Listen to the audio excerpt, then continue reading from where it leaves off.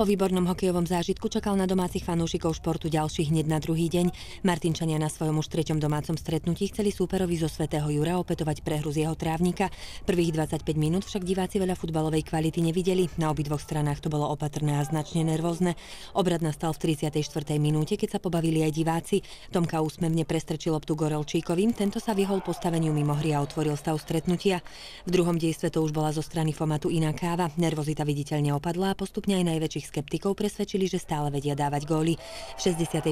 minúte sa Peter Ďungel pohral s obrancom hostí a na jeho spätnú prihrávku bleskovo reagoval Ďanovský, ktorý zvýšil na 2:0. Len o 5 minút na to predviedli domáci vôbec najkrajšiu akciu, keď loptu potiahol Ďanovský, našiel Gorelčíka, ten prihral voľnému Ďungelovi.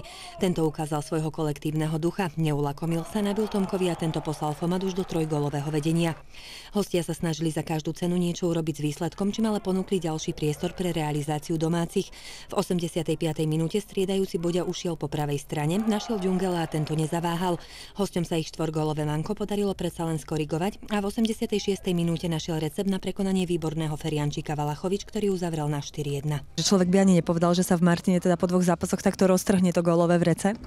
No tak myslím si, že dneska sme boli lepšie mužstvo a po pekných akciách sme dali aj pekné 4 góly. Bolo to aj po tom minulotýždňovom zápase, keď naozaj opadla s chalanou tá nervozita, keď vlastne zistili, že to vedia? Tak určite tých prvých 11 kôl, čo sme hrali, myslím si, že takým ustrachaným dojmom aj chyby sme robili a po tých chybách sme vždycky zaplatili gólom, ale zistili chalani teraz, že s každým sa dá hrať.